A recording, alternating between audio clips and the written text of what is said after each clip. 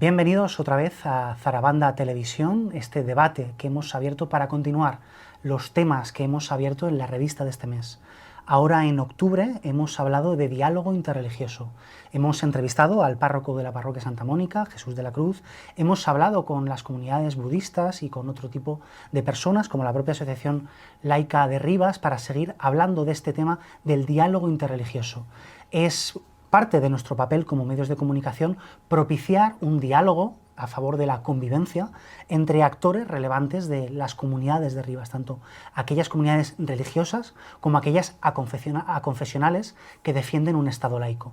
Por eso hoy nos acompaña Fernando Arias, expresidente de la Asociación Laica de Rivas. Bienvenido. Así es, bien hallado. Sí. Y también la compañera Melanie, voy a decir bien tu apellido, Ruiz, del Secretariado General de la Juventud Obrera Cristiana. Bienvenida. Muchas gracias. Quiero empezar presentándoos y quiero que me contéis un poco qué hacéis, qué hace vuestra asociación en este caso, Fernando. Bueno, nuestra asociación, que se creó ya hace bastantes años, en 2006 exactamente, en Rivas, pues lo que pretende y su objetivo fundamental es defender la libertad de conciencia de todos los ciudadanos, que va más allá de la libertad religiosa, va mucho más allá en el sentido de que la libertad de conciencia abarca las creencias en cualquier religión, pero también las increencias, y eso también tiene que ver con la conciencia. Y este es el principio fundamental, pero una de las cuestiones que nos obsesionan es la igualdad entre todas las personas ante la ley. Y en ese sentido la lucha de las mujeres es un elemento muy importante en esa igualdad, porque claramente la mujer es y ha sido una parte de la sociedad completamente discriminada respecto de la otra parte, de la parte masculina. Pero otro aspecto fundamental de la igualdad es la eliminación de todos los privilegios o discriminaciones que tengan las personas u organizaciones respecto de las demás. Y esos son los dos fundamentales principios y que nos mueven para seguir trabajando, en este caso, en Rivas. Claro.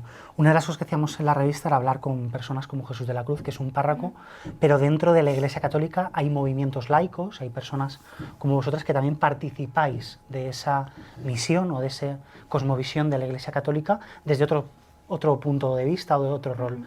¿Qué hacéis desde la JOC? Cuéntame, Melanie. Vale, voy a intentar explicar lo mejor posible, porque es verdad que a nivel vivencial es muy fácil llevarlo, pero cuando tienes que explicarlo a otra gente es más complicado, ¿no? La JOC, nuestro proyecto, lo que intentamos hacer es evangelizar a los jóvenes de clase obrera. ¿Eso qué significa? Nosotros intentamos llevar lo que es el mensaje del Padre, de Dios, a aquellas personas, a aquellos jóvenes donde la Iglesia normalmente no llega, ¿no? La idea es estar con los últimos, ¿no? Con la juventud de clase obrera, que son aquellos jóvenes que tienen unas mayores condiciones de precariedad, que sufren un poco las condiciones del sistema, ¿no? Y hacerlo desde unos valores que son evangélicos, ¿no? La justicia, la dignidad de las personas, el poner a la persona en el centro por encima de otros valores que son antievangélicos, como es el individualismo, como es el valor del dinero, ¿no? Que tiene muchas veces la sociedad, que se antepone a la dignidad de la persona, ¿no? Y tenemos en cuenta esos valores, ¿no? Que vienen a través del Evangelio para trabajar con esos jóvenes y que sean también protagonistas de su vida, ¿no? Que no se queden en un papel más pasivo, ¿no? Que no reciban solo lo que le llega a la sociedad y que no estén, ¿cómo decirlo?, ¿no? Desmotivados con la vida, sino que sean protagonistas de su propia vida, de esos valores de comunidad, de protagonismo, ¿no? De amor por los otros. Un poco esa es la idea, ¿no? En la entrevista, fíjate, nos decía el párroco que en la Iglesia son como muy rápidos a la hora de encabezar o de unirse a determinadas causas, y hacía un poco de autocrítica cuando le preguntamos precisamente por esa cuestión obrera, de que muchas veces la Iglesia no estaba tan rápida a la hora de apoyar o defender determinadas causas como era la del mundo del trabajo. ¿Crees que hacen falta más pasos de la Iglesia o un reforzamiento de ese rol como el que hacéis desde la propia JOC? Sí, a ver, nosotros sí que lo decimos, ¿no? Que la Iglesia tiene que estar en la vida, ¿no? Y la gente donde está en los puestos de trabajo, ¿no? En los barrios, y es ahí donde tiene que hacer presente la Iglesia, ¿no? Y sí que nosotros abogamos un poco por eso. Sí es verdad que sí que hay muchas partes de la Iglesia que están presentes en los barrios y que están presentes en lo que es la vida, ¿no? Y hay muchos movimientos aparte de la JON, ¿no? Está la OA, está la AGE, que está en el movimiento, en los movimientos más estudiantiles, ¿no? Hay muchos movimientos, lo que pasa es que no son tan visibles, ¿no? Y no son tan apoyados, ¿no? Y son más de lo que es la Iglesia de base, ¿no? Entonces, sí es verdad que no es cierto que la Iglesia no esté dentro de la realidad, pero bueno, nosotros abogamos porque cada vez más seamos más visibles y estemos más presentes y nos visibilicemos en las causas que el mundo del trabajo, el mundo de los barrios, ¿no? De donde está la gente. Desde ese punto de vista más de los de abajo, digamos, de esos últimos que decías, es, digamos, una parte de la labor de la Iglesia. Desde el movimiento laico, Fernando, una de las críticas quizás es a la vinculación que ha habido desde el Estado, desde los, digamos, estamentos más de poder, en este caso con la Iglesia católica como religión mayoritaria. ¿Qué conexiones habría en ese sentido? Sí, absolutas. Es decir, en España desde siempre, yo creo que desde tiempos inmemoriales, pues el Estado o el poder civil ha estado vinculado y imbricado con la Iglesia Católica, absolutamente, ¿no? De hecho, pues en España tenemos una monarquía desde siempre, y la monarquía siempre ha sido una monarquía católica. De hecho, el rey se llama así, el rey católico. Y son dos patas de una estructura de poder en el que ambos se apoyan mutuamente para seguir manteniendo esa situación de poder y de absoluta discriminación respecto de las demás, por ejemplo, de los trabajadores o de los sectores más desfavorecidos. El poder siempre ha estado por encima de todas esas circunstancias y siguen siéndolo, y desgraciadamente trabajan porque sigan siéndolo. ¿Cómo ves ese papel, digamos, preponderante que tiene la Iglesia Católica respecto a otras religiones o respecto a la sociedad en su conjunto? A ver, es cierto que es verdad que a nivel institucional, pues la Iglesia Católica tiene un poder muy grande, ¿no? Creo que se basa muchas veces más en la visión de poder que en otra cosa, ¿no? Nosotros lo que vemos es que es importante, ¿no? Que haya una igualdad con respecto a la vivencia de la fe, ¿no? Porque la fe tiene que vivirse, ¿no? No tiene que imponerse, ¿no? Y bueno, nosotros sí que abogamos por, a lo mejor me estoy liando un poco, pero que es importante que todas las formas de vivir la fe, con todas las confesiones, se vivan en una igualdad, ¿no? Que es más importante el mensaje, más importante esa vivencia de la fe que el poder, ¿no? Que no es algo que se tenga que imponer en un punto, ¿no? Nosotros es verdad que vivimos, yo no te voy a hablar de un conocimiento, una teoría de cómo se vive la fe cristiana, ¿no? A nivel estatal, porque es verdad que yo, ya te digo, estoy muy perdida en ese punto, no lo controlo. Sí es verdad que yo no creo mucho o no estoy muy a favor de que sea algo tan institucional, ¿no? Que sea tan estamental, ¿no? Creo que es algo más vivencial de comunidad y que en las comunidades se vive muy diferente, y cuando se vive en comunidad se abre un espacio a que todas esas religiones se vivan en conjunto, ¿no? De hecho, nosotros sí que intentamos respetar esa forma de vivir la fe, tener esos momentos momentos de encuentro, ¿no? Que además nosotros tenemos ahora una campaña que se llama mensajes de odio que separan, encuentros que unen, más o menos esa es la idea. Es otro lema, pero ese es el mensaje. Y que, y en la pues, línea claro, de diálogo también. Claro, que la idea es que nos encontremos, ¿no? Que la fe tenemos muchas cosas en común, más que cosas que separan. ¿Y crees que esa imagen, digamos, de una institución con una liturgia, con un poder, puede también generar o una sensación de distanciamiento para muchas personas jóvenes? Por supuesto, sí. Es verdad que es necesario que se actualicen, ¿no? Las formas de vivir la fe. De hecho, es algo que estamos trabajando, ¿no? Para que la forma de procesar la fe se viva de una forma más cercana, ¿no? Porque es lo que comentaba, que la fe es algo que se tiene que vivir, ¿no? Es algo que tiene que salir de la propia vivencia y hay que pasar la fe por el Evangelio y la vida por el Evangelio y el Evangelio por la vida, ¿no? Y ahora mismo es verdad que quizás son cosas muy procedimentales, ¿no?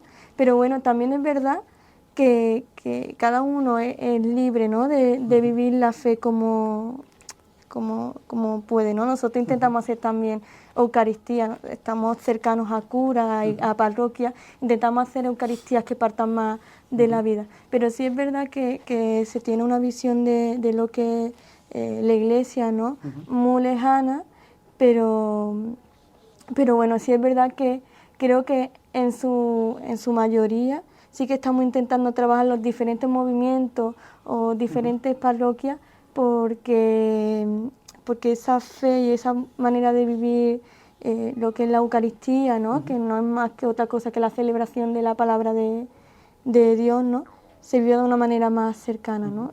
Pues espero que con el tiempo se vaya avanzando, ¿no? Y se vaya trabajando, pero sí es verdad que eso, que esa manera de vivirlo tan procedimental también es mucho de lo que se ve de cara a los medios de comunicación, ¿no? Que se ve una fe más rígida, ¿no? Claro. Cuando hay muchas maneras de vivirla, ¿no? Y hay muchos espacios en los que vivirla, no solo diferentes parroquias y demás. En las diferentes parroquias se hacen Eucaristías diferentes, ¿no? No es lo mismo la Eucaristía quizás de un barrio obrero, ¿no? Que claro, somos distintas personas diferentes, ¿no? También hay párrocos diferentes y cada uno llevará su Eucaristía, ¿no? Entonces también creo que ahí abogo por buscar, ¿no? ¿Qué forma tienes tú de vivir la fe y buscar ese espacio? Ha sido un revulsivo muy importante el Papa Francisco para acercar a muchas personas a una iglesia que sentían muy ajena, por ejemplo, sacando temas como el medio ambiente, como el ecologismo. ¿Crees que estamos viendo o que vamos a ver cambios de la iglesia que la acerquen más a la sociedad en ese sentido? De hecho, esa es la idea del sínodo, ¿no? Que el sínodo se lleva trabajando, creo que eran 2 años, ¿no? Y la idea del sínodo es ver un poco qué está fallando en la iglesia, ¿no? Porque es verdad que la gente se está alejando de la fe. Hay mucha gente que sí que dice que tiene fe, ¿no? Y que además vive con unos valores muy cristianos, pero que le echa muy para atrás, pues, ciertos aspectos de lo que es la iglesia más institucional, ¿no? Que es un problema, ¿no? También creo que hay que hacer autocrítica e intentamos también hacerla nosotros, y ya te digo, no solo nosotros, sino muchos otros movimientos. Creo que va a haber un cambio, ¿no? Y creo que en general estamos caminando un poco hacia ese camino. Se están haciendo aportaciones, se están recogiendo. Había distintos grupos en los que se están intentando, ya empezando a llevar a cabo. Sé que hay parroquias en las que se están intentando vivir esa forma de sacar esos temas, ¿no? Hay diferentes vías por las que acercar más la vida, ¿no? Esos temas de ecología, de feminismo, lo que son la iglesia. De hecho hay los EPOs, ¿no? Que son los equipos de pastora obrera que intentan hacer esa labor de llevar los temas de actualidad también a las parroquias, entre otras cosas, ¿no? Y sí que creo que poco a poco la iglesia no le queda otra tampoco, más allá de actualizarse, ¿no? Claro. Y creo que los movimientos también de base están actualizados, ¿no? Que son conscientes de la realidad y que están cogiendo también ese papel, ¿no? Me sorprendía como uno de los hitos, nos comentaba el párroco, que en este sínodo era la primera vez que participaban con voto mujeres dentro del propio proceso del sínodo. ¿Qué cambios de apertura crees que puede haber dentro de la iglesia hacia mujeres, colectivo LGTB o personas que históricamente han estado más desplazadas dentro de la iglesia? yo creo que eso va a llevar a que la Iglesia sea más coherente, ¿no? Esté más en la realidad y en lo que son los valores, ¿no? Al final, lo que dice en el Evangelio, ¿no? Es que nos amemos a los unos a los otros, que también el mensaje es de acogida, ¿no? De estar con lo último, de estar con las realidades, ¿no? Y las realidades van cambiando, ¿no? Y se van haciendo más visibles, cosas que sí que estaban antes, ahora se hacen más visibles.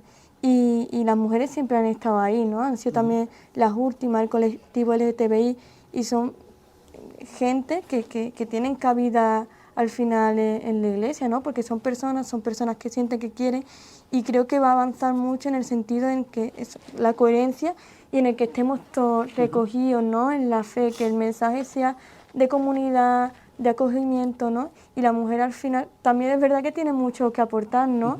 Que siempre ha estado ahí en posiciones de cuidado, de preparación, ¿no? Y que puede acceder a otro espacio, igual que los hombres tienen que también acceder a esos espacios de más de cuidado, ¿no? Y hay también muchos movimientos que abogan, ¿no? Está el movimiento de mujeres en la Iglesia, ¿no? Y están ahí luchando porque la mujer sí que tenga esa cabida, y creo que es un avance, ¿no? Que también es la muestra de que la Iglesia está avanzando, ¿no? Y también está acogiendo a todos esos colectivos, ¿no? Que no dejan de ser personas y que están en la sociedad con nosotros, y a los que tenemos que vivir como hermanos y que tienen que estar presentes en la Iglesia, ¿no? Porque son también esas personas que van a llevar ese mensaje, ¿no? al entorno. ¿Cómo ves, Fernando, ese rol que a veces se asigna a las religiones de oposición a determinados derechos civiles de mujeres o colectivos LGTB? ¿Cómo lo trabajáis eso desde el laicismo? Ya, pues hombre, yo primero quería comentar a Melanie que desgraciadamente el poder institucional de la Iglesia, la jerarquía, lo que es los altos mandos de la Iglesia Católica, como de cualquier otra religión, por cierto, pues son tan poderosos que aunque haya intentos de reforma y de apertura hacia otros colectivos que has comentado, Melanie, pues desgraciadamente, fíjate que el Papa Francisco lleva ya 20 años en el papado y prácticamente no se notan mucho los avances o las reformas que pretendía probablemente en sus inicios el Papa, y eso es porque claro, los que tienen el poder no quieren desprenderse de él, y hay movimientos tremendos en España, en Alemania, en muchos países para intentar anular lo que es el pensamiento del Papa Francisco y de la Iglesia más avanzada, ¿no? Entonces nosotros, desde nuestro punto de vista, siempre lo que hacemos es defender la igualdad y, por tanto, defender la eliminación de todos los privilegios que ahora mismo tiene la Iglesia Católica y otras religiones también, pero fundamentalmente la Iglesia Católica en nuestro país. La Iglesia Católica, según cálculos de Europa Laica, se lleva anualmente el 1% del Producto Interior Bruto para sus actividades. Dentro de ese 1%, la mitad está dedicada a la enseñanza concertada católica. Pero eso es un elemento que para nosotros lo que hace es ahondar más en la desigualdad, ahondar más en la eliminación de la conciencia, por ejemplo, de los niños, en el que desde la más tierna infancia pues se le está inculcando unos determinados valores que son unos determinados valores muy particulares que los laicistas respetamos, pero que no son valores universales. Por ejemplo, la Iglesia Católica no ha suscrito la Declaración Universal de Derechos Humanos porque no está de acuerdo con ello, con esa declaración, ¿no? La Iglesia Católica, como cualquier otra, insisto, pues está en contra de la igualdad, ¿no? Básicamente, ¿no? Y en ese sentido es nuestro principio fundamental Y en Rivas en particular, pues lo que hacemos es difundir el laicismo y los principios del laicismo entre la población, pero también trabajamos con la institución municipal para conseguir que esa institución municipal, como tal representante del Estado, pues mantenga una situación de neutralidad en sus actividades, en sus actuaciones con respecto a la Iglesia Católica o a cualquier otra creencia religiosa o ideológica. Ese es nuestro principio y en ese sentido, hace ya unos pocos años, pues conseguimos que el Ayuntamiento de Rivas aprobara un reglamento de laicidad municipal que pretende precisamente eso, hacer esa separación, poner las normas muy claras de separación entre lo que es las actividades de la Iglesia Católica, respetadas, respetables, con lo que son actividades del municipio, que tienen que cubrir el interés general de todos los ciudadanos, cualquiera que sean las creencias. En un nivel más estatal, la tendencia ha sido a ir incorporando a las religiones minoritarias a ese apoyo del Estado, aunque sea en un segundo nivel. ¿Cuál debería ser la relación entre el Estado y las confesiones religiosas? Efectivamente, eso se aprobó. Los acuerdos con la Iglesia Católica se firmaron el 3, si no recuerdo mal, el 3 de enero de 1976, es decir, 20 días después de aprobada la Constitución, lo cual quiere decir que se venía trabajando en ello desde hacía mucho tiempo antes. Y era muy importante para la Iglesia Católica asegurarse el mantenimiento de esos privilegios que había detentado desde 1953, que es cuando se aprobó el concordato con la Iglesia Católica, que fue heredero de otro concordato que firmó Fernando VII en 1870, por ahí, ¿no? Entonces, enseguida se dieron cuenta de que había otras religiones, el Estado se dio cuenta de que había otras religiones minoritarias, pero que sentían que esa discriminación respecto de la Iglesia Católica. Y eso incluso estuvo favorecido por la propia Iglesia Católica, pues para un poco decir, bueno, veis, nosotros luchamos por la igualdad de todos, ¿no? Cuando realmente lo que se lleva del trozo del pastel, las otras religiones, son migajas que deja la Iglesia Católica. Bueno, es que es completamente desproporcionado la cantidad de recursos que se lleva la Iglesia Católica con respecto de los otros. Pero, curiosamente, nuestra posición es que el Estado debería ser neutral. Esa es con todas las religiones por igual. Con todas las religiones y con todas las creencias. Yo ayer, precisamente para prepararme esta entrevista, busqué en el CIS del último mes cuál era la situación de las creencias en el último mes. Y encuentro que casi el 54% de los ciudadanos españoles se declaran católicos, mientras que el 41,8% se declaran o ateos o no creyentes o indiferentes. Es decir, que es una proporción bastante equilibrada.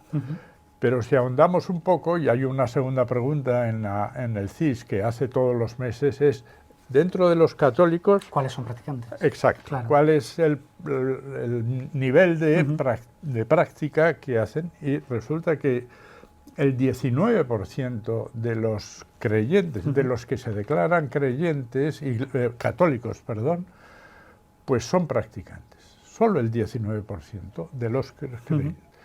Mientras que los demás, pues son católicos ¿cómo le llamaban? Católicos sociales, es decir, que van a lo que llaman BBC, las bodas, bautizos y comuniones. Eso sí, sus hijos hacen el bautismo, luego la primera comunión, se casan por la iglesia, etcétera, etcétera, pero luego no practican la religión suya, en la que supuestamente creen, en absoluto. además, situaciones como el aborto, el divorcio o la libertad sexual está extendida entre los católicos absolutamente, tanto como en los no creyentes. ¿Eh?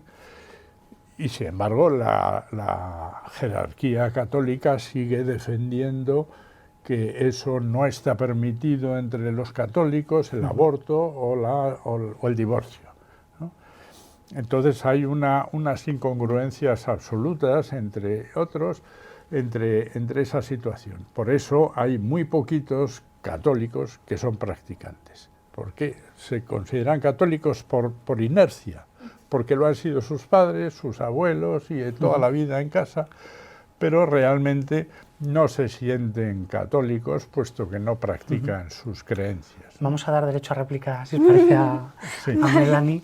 ¿Cómo ves, digamos, esas demandas en este caso, el movimiento laicista, sobre esos conflictos que se ven a veces entre lo que venía siendo al menos la doctrina religiosa de la Iglesia y lo que comúnmente entendemos por libertades civiles, derechos humanos? Yo creo que, que la crítica es coherente, ¿no? Y creo que dentro de la Iglesia sí que es verdad que igual hacemos esa crítica, ¿no? Y la cogemos. Y creo que la idea principal no es que vivamos la fe desde la igualdad, ¿no? Porque no es algo lo que decía antes, no es algo que se tiene que imponer.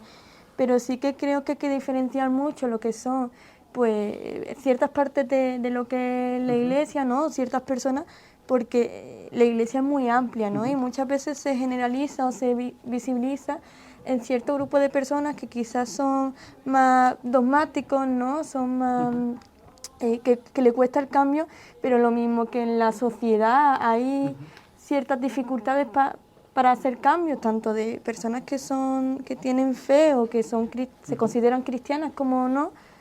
Dentro de la Iglesia también pasa, ¿no?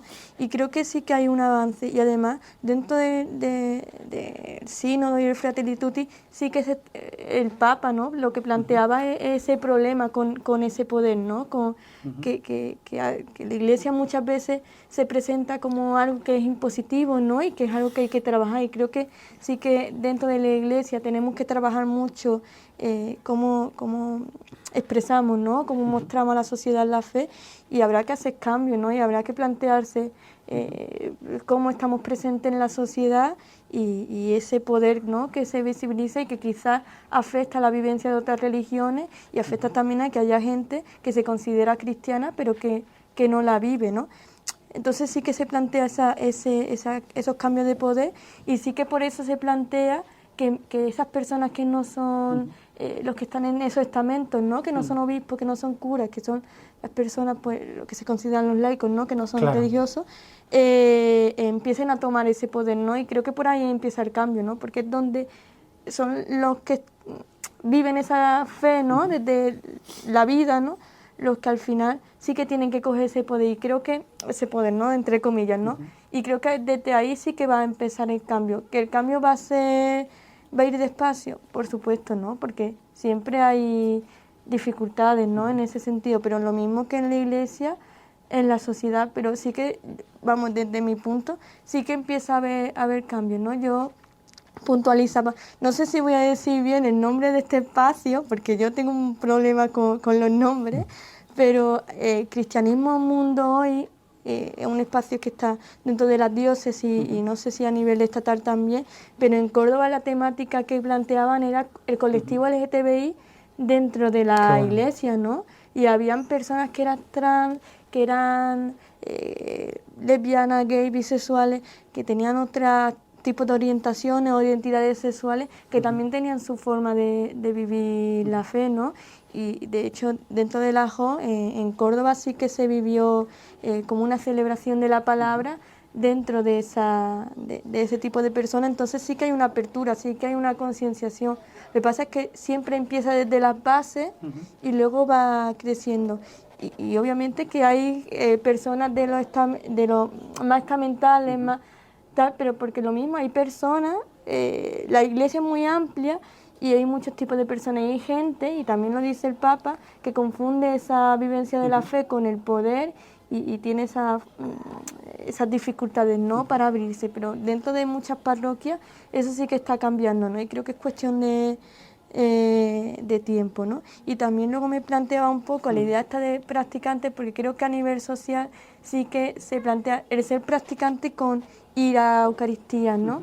Y creo que ahí está el problema, ¿no? Por lo que planteábamos antes, que muchas veces las Eucaristías no son cercanas, sí que hay verdad que hay parroquias, ¿no?, en las que hay ese rechazo a ciertas personas pues que están divorciadas, que viven, que no están casadas y viven con sus parejas, ¿no?, o que son LGTBI y no se sienten representadas, y ahí hay que hacer una autocrítica, y también creo que lo hace el Papa Francisco, y se plantea también eso de Fratelli Tutti, de acoger a todas esas personas, ¿no?, ese amor fraterno, que no se sienten Cuéntame acogidas. más justo sobre esa encíclica, sobre Fratelli Tutti, que habla un poco de la idea de fraternidad, plantea la idea de amistad social. ¿Qué es para ti ese concepto que lanza el Papa? Vamos, yo ya te digo que no, la teoría yo me la he leído, la he revisado, pero más o menos el mensaje que lanza el Fratelli Tutti es que todos tenemos que vivir un poco en comunidad y que nos tenemos que alejar de esos conflictos, ¿no?, sociales, que tenemos que caminar hacia un punto en común porque nos igualan muchas cosas, ¿no? Y el cómo la persona cristiana tiene que posicionarse en esa vida que estamos viviendo, ¿no?, esos conflictos que hay por el individualismo dentro de...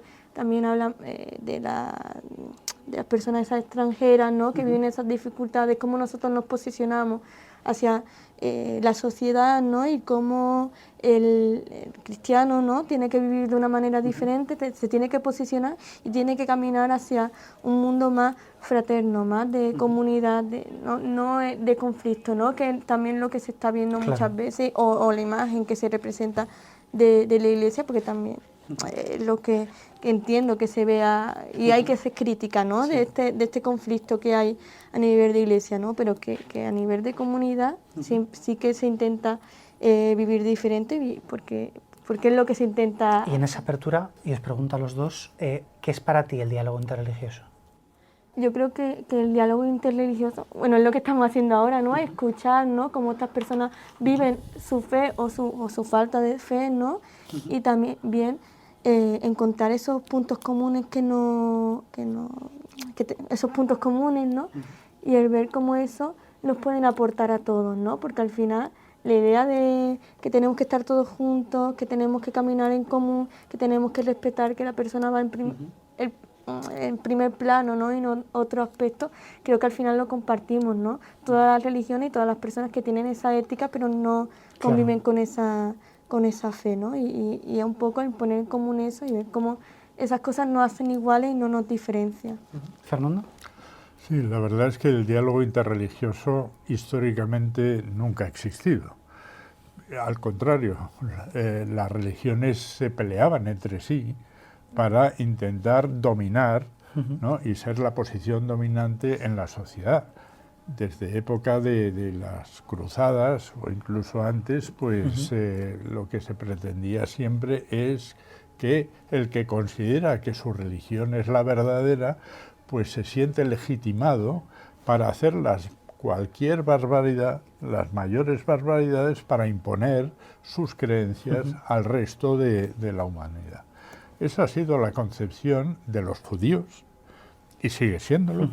Esa ha sido la concepción de los cristianos, esa ha sido la concepción de los musulmanes, por nombrar a las tres religiones descendientes de Abraham, que son las mayoritarias en todo el mundo, sin contar las religiones más orientales, y es una lástima que Enrique no haya podido asistir, porque se hubiera dado Enrique una es el perspectiva. que dirige el centro Soka Gakkai en Rivas, que es el centro de la comunidad budista. Eso es, en porque daría una perspectiva muy diferente, estoy seguro, a nuestras concepciones. Fíjate, pero me llama la atención, decía el párroco, lo de que el diálogo interreligioso es un diálogo sin proselitismo, ¿no? Y ahora Melanie también hablaba de la pluralidad que hay, digamos, dentro de la Iglesia Católica. ¿Puede que sean unos sectores, digamos, los que todavía tienen, digamos, ese pensamiento más de imposición y no una totalidad de una religión?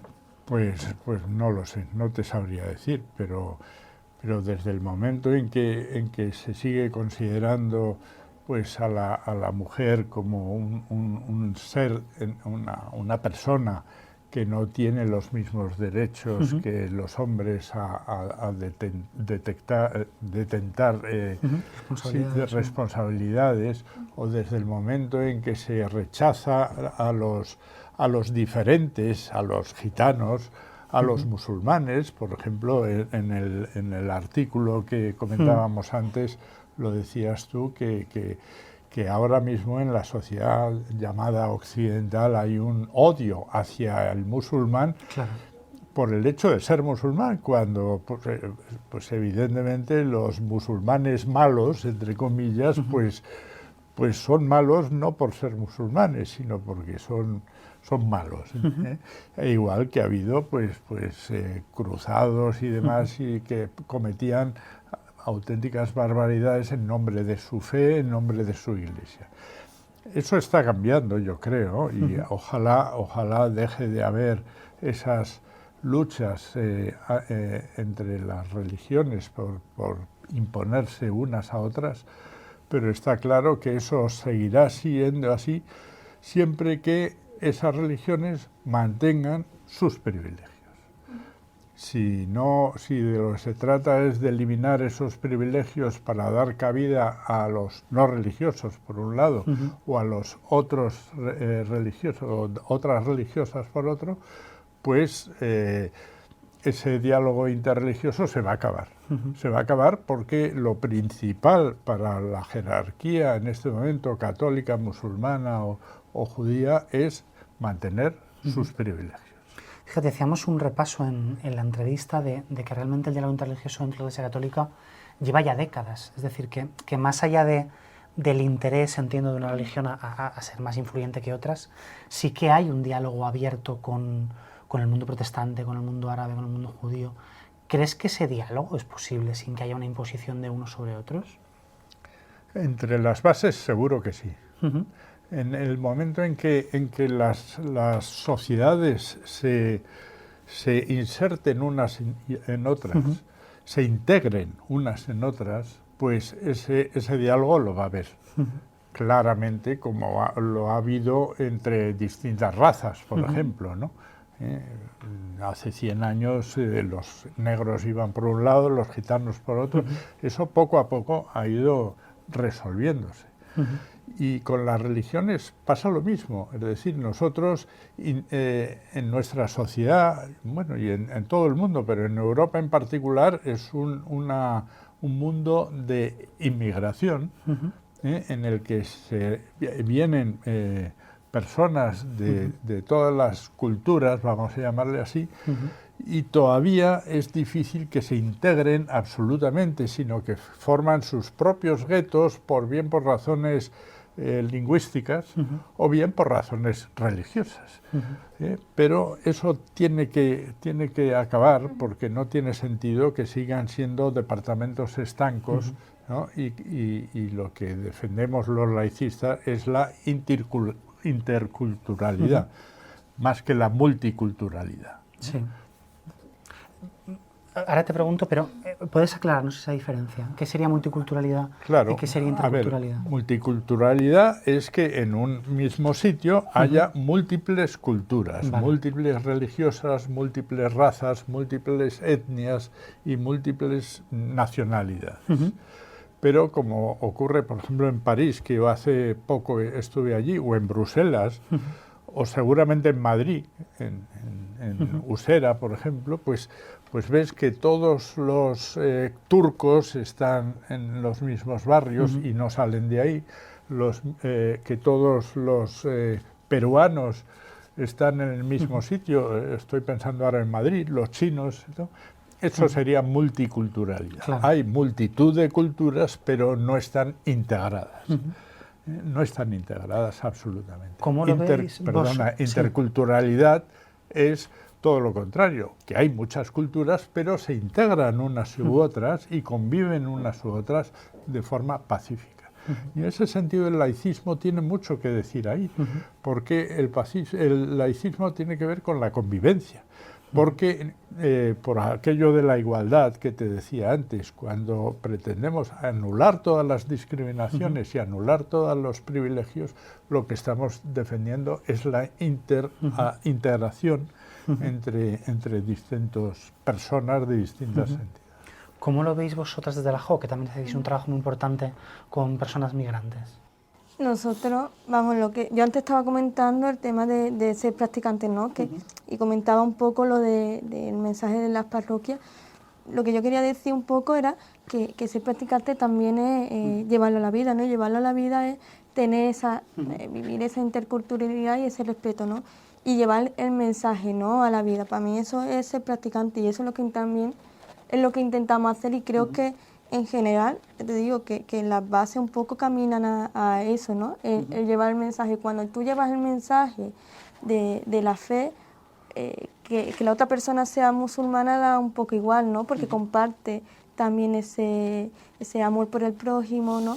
Y nosotros, nuestra vivencia ha sido de que nosotros hemos tenido chavales jóvenes musulmanes, ¿no? Porque y de religión, de otras religiones, y que no procesan ninguna religión, no hemos tenido ningún problema, ¿no? Porque al final el mensaje sí que ha sido común, ¿no? Y ese diálogo sí que ha estado. Creo que es importante, ¿no? Y aquí también me surgió una reflexión que quizás es verdad que la Iglesia tiene que caminar ahí, y esto es obvio, ¿no? Porque tenemos que caminar hacia el diálogo y tenemos que seguir avanzando, pero que al final no es solo un problema de la Iglesia, porque el problema de la Iglesia es que nacemos en una sociedad y al final nos configura, ¿no? Y configura nuestra idea. Y eso se ve un poco en las personas que tienen el poder de la Iglesia, ¿no? Quizá el problema no es que tengas una religión u otra, sino que la uses para el poder, ¿no? Y el poder al final se va a ver en muchos espacios, ¿no? Si no se ve en la religión, se va a ver en otros, ¿no? Y quizá muchas veces el problema es que se discrimine a ciertas religiones, no es la religión que procesa, que también, ¿no? Y esto hay que luchar, yo te digo, todos, ¿no? Intentamos nosotros luchar y como cristianos nos tenemos que mantener en ese camino, ¿no? De que esos mensajes de odio y esa discriminación no esté. Pero tiene que ser algo social, tanto para las personas que no tienen fe y que tenemos que tenerlo todo claro, porque muchas veces la discriminación es no es porque eres musulmán, sino porque eres pobre, Claro. porque cuando tú eres un jeque, esa discriminación no está, ¿no? Entonces creo que también es justo decir que de no hecho, si te compras una casa y tienes determinado nivel de renta, te da la nacionalidad española y no te pone ningún tipo de pega. Entonces el problema no es que porque seamos cristianos, porque creo que los cristianos de base al final sí que caminamos a eso, sino ese poder que al final dificulta, ¿no? Configura cómo nos posicionamos, ¿no? Entonces quien tiene poder no lo va a querer soltar y va a querer mantener su estatus, ¿no? Pero sea porque tiene obispo o tiene poder en ese espacio, o porque es una persona con mucho dinero y no va a querer cambiar o que haya cambio en ese espacio, ¿no? Entonces creo que, bueno, tenemos que caminar todos esos puntos, pero siendo conscientes que no siempre, que hay muchas cosas que configuran esas discriminaciones, ¿no? Y que no es, para mí me da mucha pena que es cierto que la fe al final es un motivo de separación, pero no debería, ¿no? Y también creo que lo mismo, ¿no? El Papa también está caminando con respecto a eso. Creo que en 2019 hizo un tratado con otra persona importante de religión musulmana o judía, no lo recuerdo muy bien, que ponía un poco en común esas diferencias de fe y ese avance en común, ¿no? Y creo que se está caminando en eso. Hay una dificultad, se está trabajando, pero pero me da mucha lástima que se mantenga esa creencia de que es solo por la fe, ¿no? Porque al final la fe, cuando se vive, cuando se lleva a lo práctico, ¿no? A ser practicante en la vida, esas diferencias no tienen por qué estar, ¿no? Claro. Te quería preguntar, Fernando, mencionabas antes lo de París, fueron bastante polémicas las medidas últimas de Macron en cuanto a limitar esa libertad de expresión de una determinada confesión religiosa, en este caso musulmana, dentro de la vestimenta en un aula o en otro tipo de espacios. ¿Crees que el laicismo, en según qué ocasiones, puede llegar a coartar esa libertad de expresión de algunas personas que quieren expresar de una manera determinada su religión? Ya, no, al contrario, el laicismo es absolutamente respetuoso con las convicciones de cada uno. Y dentro de esas convicciones pues incluye la forma de vestir o la forma de actuar, ¿no?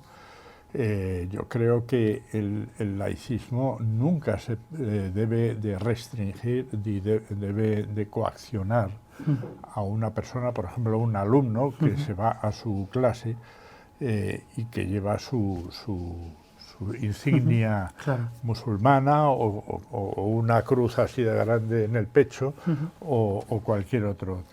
Otra cosa, por ejemplo, serían los profesores. ¿Por qué? Porque el profesor es el representante de una institución laica, como es la escuela. Entonces, si es un representante, sí debe de estar al margen de cualquier manifestación a favor o en contra de cualquier tipo de creencia. Y yo, en ese sentido, prohibiría, ¿no?, la vestimenta de un velo, por ejemplo, musulmán, a una profesora en un aula. Pero no a un alumno, porque el alumno, eso sí que tiene esa libertad de expresión y de conciencia absoluta.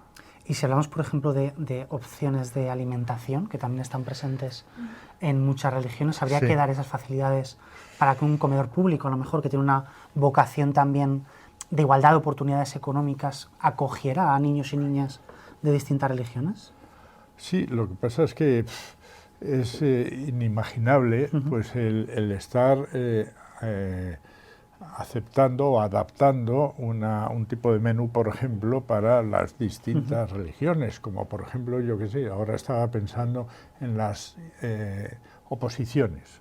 Pues leí hace poco que había habido una convocatoria de oposiciones para un domingo, porque el domingo pues es cuando más libres están las aulas en una universidad o tal, y claro, pues eso iba en contradicción con determinadas personas que no podían trabajar el domingo. Y si era un sábado, pues también había determinados colectivos en el que su religión le impedía, y los viernes para los musulmanes, con lo cual dices, Dios mío, ¿qué hacemos, no? Yo creo que la laicidad precisamente es ser neutral, pero no adaptarse a las distintas religiones, sino que estar por el interés general.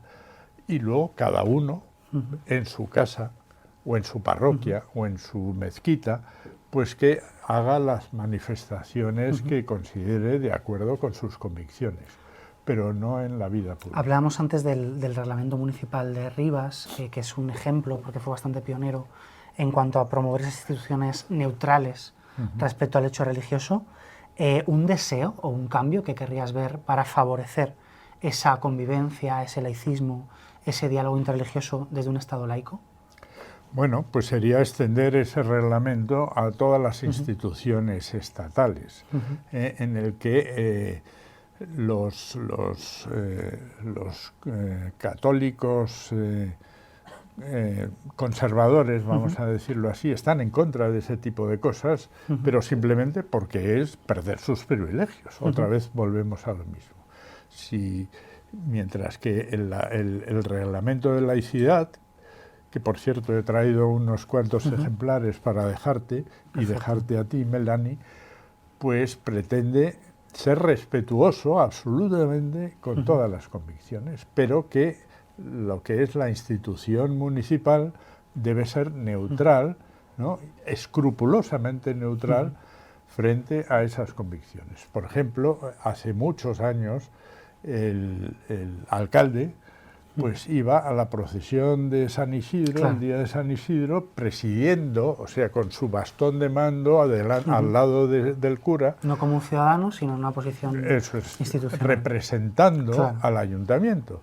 Nosotros desde la asociación le dijimos, perdona, pero estás representando a todos los ciudadanos, sean cuales sean las creencias, y por tanto debes apartarte, no rechazar esa situación, sino mantener una posición de neutralidad, ¿no? Ese sería un ejemplo, y otros que te podría contar también. Melanie, un deseo también para esa juventud obrera, para que pueda disfrutar de ese diálogo interreligioso y de esa convivencia. Yo creo que estén abiertos, ¿no? Que lo que comentaba antes, ¿no? Que practiquen, ¿no? Que practiquen el entrar, ¿no? En las diferentes realidades, en vivir con ese cariño, ¿no? En querer conocer esas realidades, ¿no? Que son distintas, ¿no?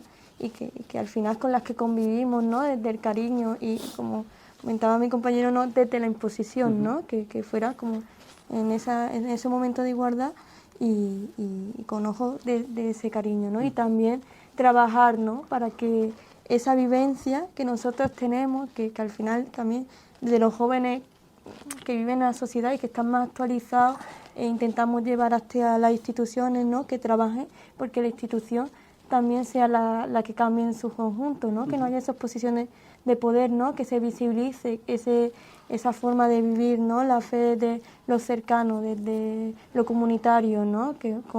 Desde lo que el propio mensaje, ¿no? Y no intentando imponer, ¿no? Que tú tienes que ser cristiano porque no tiene ningún sentido, claro, ¿no? Lo importante es que esa persona viva esa fe, ¿no? Y que se impliquen, ¿no? Dentro de esas parroquias, dentro de la sociedad, ¿no? Para que se vea también que el ser cristiano no está de lado, ¿no? Con comunicarse, con vivir con otros diferentes y con implicarse a nivel social desde esas posiciones de igualdad, ¿no? Que ser cristiano es algo más vivencial o más, ¿cómo decirlo? Puro, no quiero decir puro, pero sí profundo, ¿no? De ese sentimiento y el caminar, ¿no? Hacia los aspectos más comunes, ¿no? Desde una vida más común, que tenga más sentido con el Evangelio, ¿no? Y que creo que como somos el presente, como también vamos a ser el futuro, ¿no? En nuestro poder y estamos en la posición más privilegiada para empezar a caminar y hacer que esa iglesia que está mal vista pues se visibilice y que se transforme, ¿no? Pues con esa idea de cambio, si os parece, nos despedimos. Contábamos en la revista que el Papa Francisco fue por primera vez a un homenaje, no recuerdo si por el nacimiento o el fallecimiento de Lutero.